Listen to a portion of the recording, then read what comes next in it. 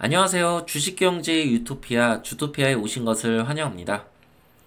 자, 이번 영상은 여김없이, 나스닥 100 차트 우리 같이 한번 보면서 이야기하도록 하고, 그 다음에 이제 악재 뉴스들을 우리가 살펴볼 겁니다.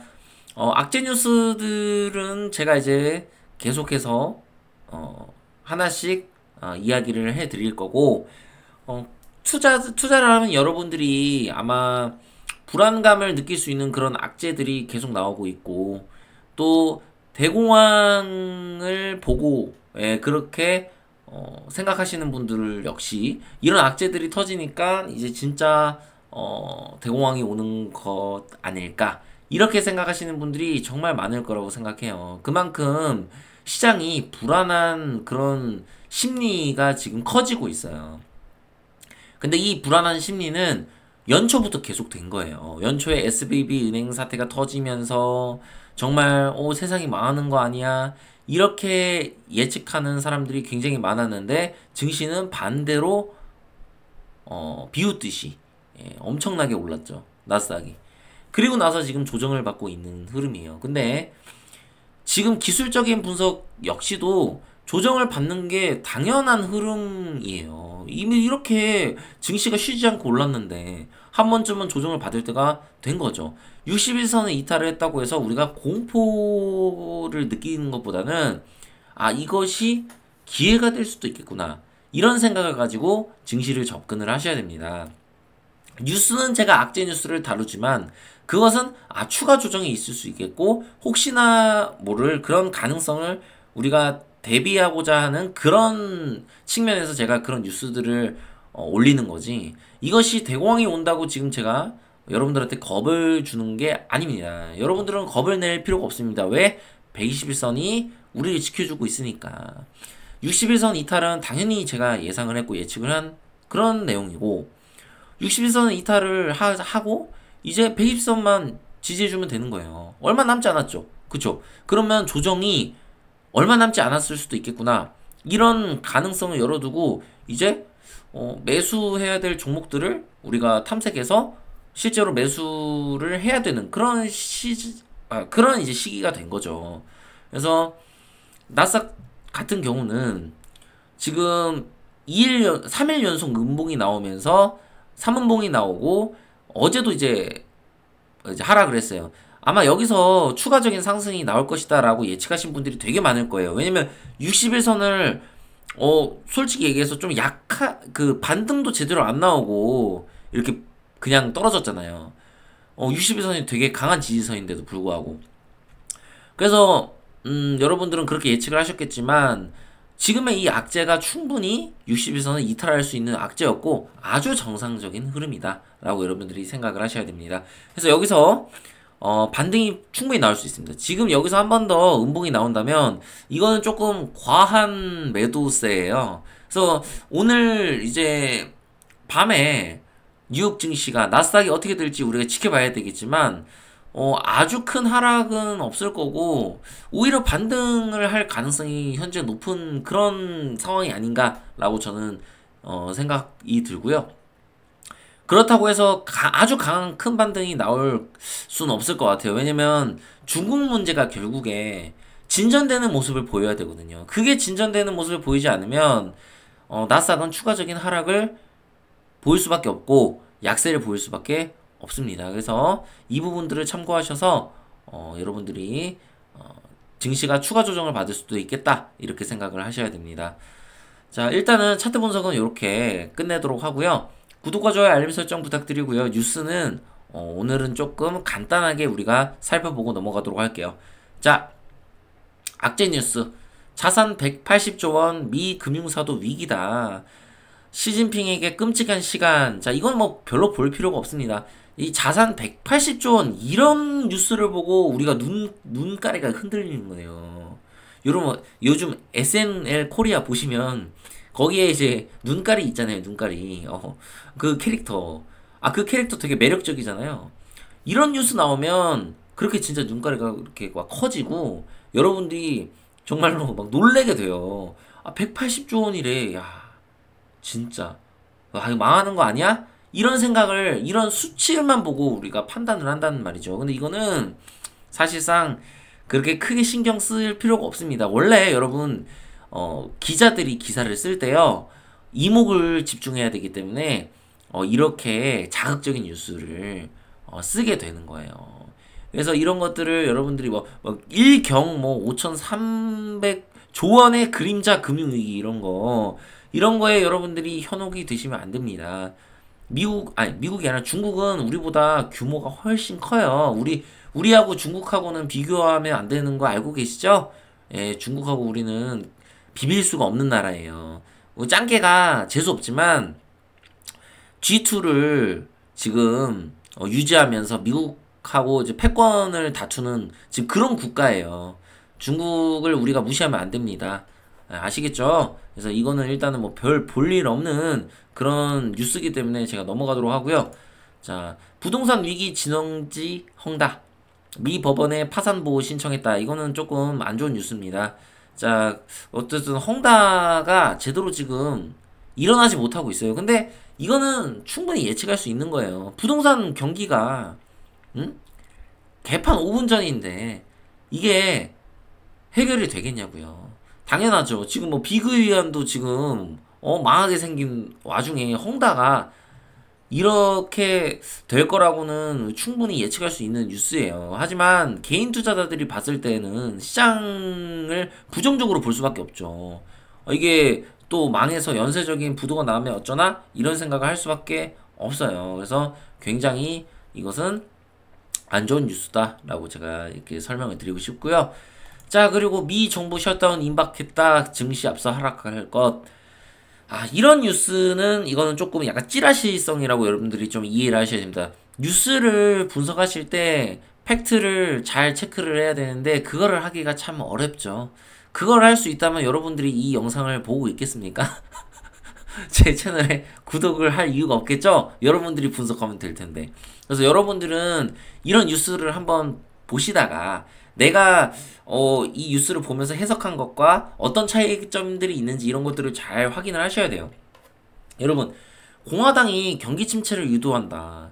이거는 진짜로 여러분 약간 좀 음모론이에요. 지금 공화당이 경기 침체를 유도하고 그래서 뭐 자기의 어떤 이득을 챙기기 위해서 이렇게 한다? 지금 이런 행동을 하면 여러분 진짜 대공황이 올 수 있습니다. 하지만 미국에는 훌륭한 전문가들이 있잖아요. 그 옐런 의장도 있고요. 또 워렌 버핏이 또 있고 뭐 사실 우리나라보다 2만 배는 훌륭한 전문가들이 포진해 있어요.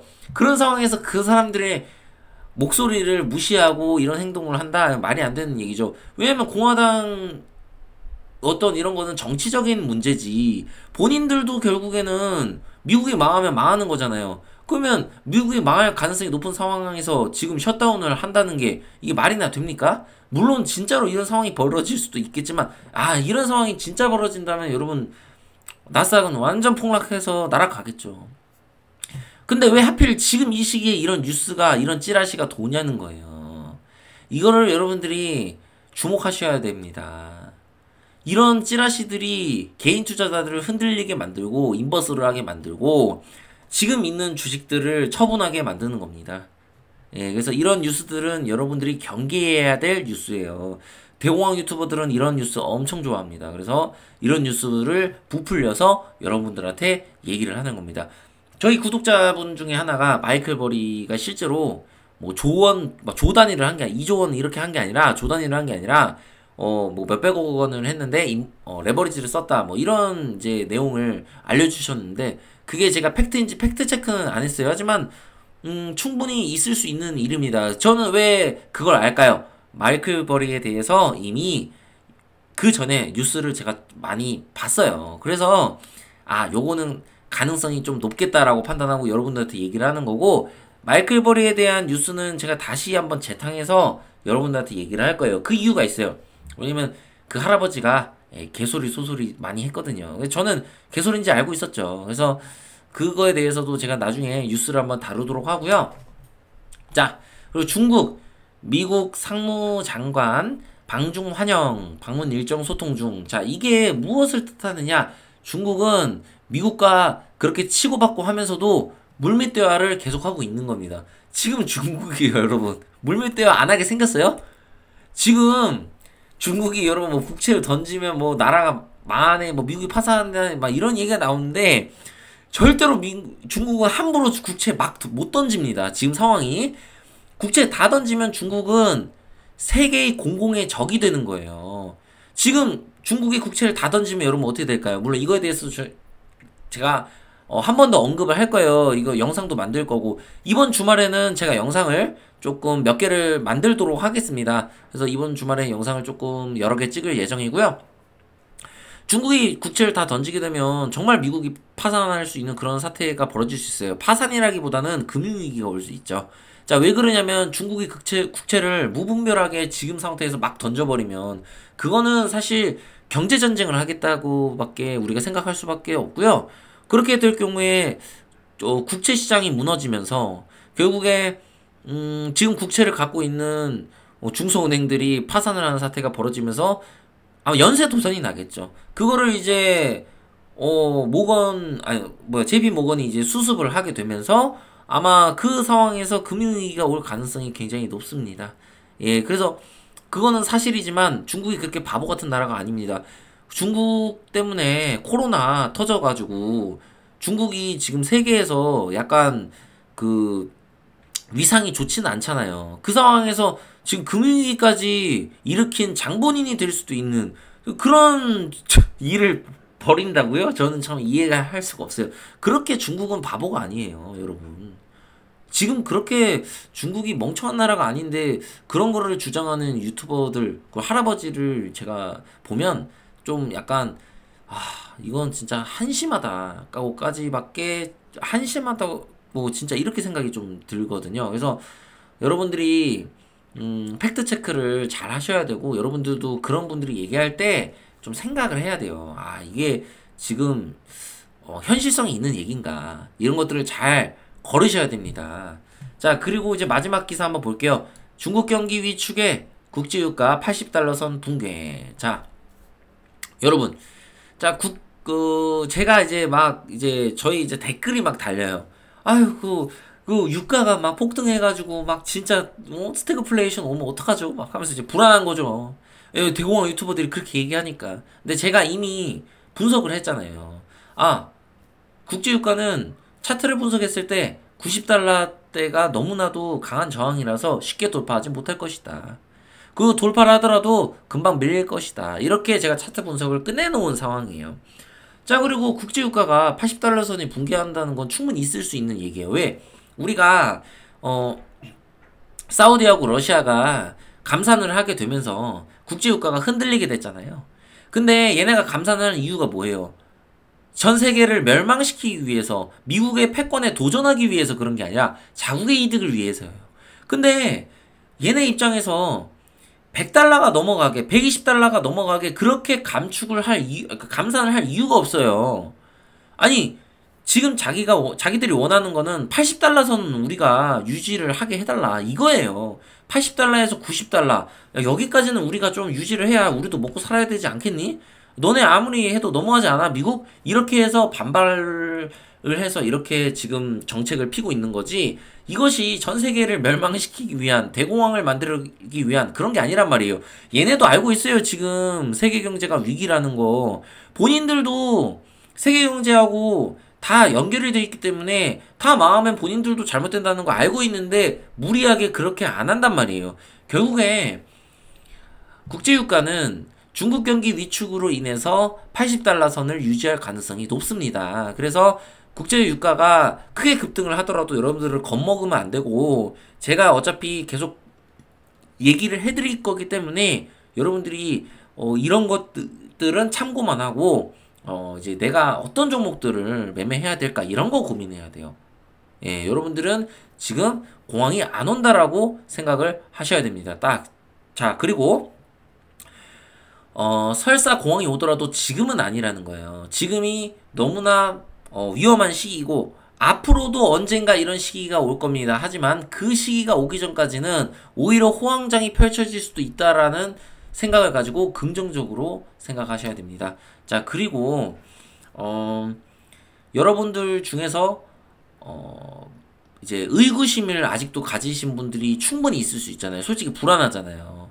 여기 진짜 경제 위기가 올 수 있고 대공황이 올 수도 있는데 중국이 무너지면 그럼 여러분들이 선택하실 거는 지켜보시는 거예요. 일단 인버스 같은 거 하지 말고 제가 영상 올렸잖아요. 인버스 하면 진짜 패가 망신한다고. 인버스 같은 거 하지 말고 지켜보면서 한번 어떻게 되는지 보는 거죠. 9월에 어떻게 되는가, 8월에는 어떻게 되고, 중국 문제는 어떻게 해결이 되는가, 이런 것들을 보면서 추가 악재가 터지더라도 여러분들은 중국 문제가 해결되는 기미가 보이고 해결이 되면 그때는 적극적으로 매매에 임하셔야 돼요. 자, 이게 여러분들이 주식시장에서 현재 갖춰야 할 포지션입니다. 저는 그 포지션을 설명해 드린 거고요.